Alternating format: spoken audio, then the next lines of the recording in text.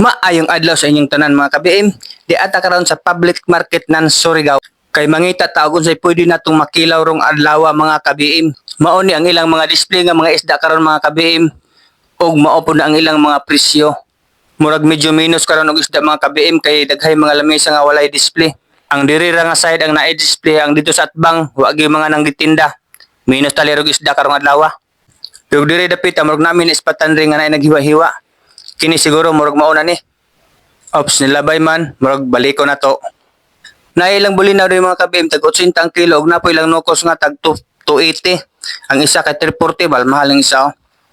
Pero dire kita sa Blue Marlin, tung ara sa kilo atong paliton mga ka-BM, kay may nalang katilaw taog kinilaw, kay dugay-dugay na tawa pakatilaw kinilaw.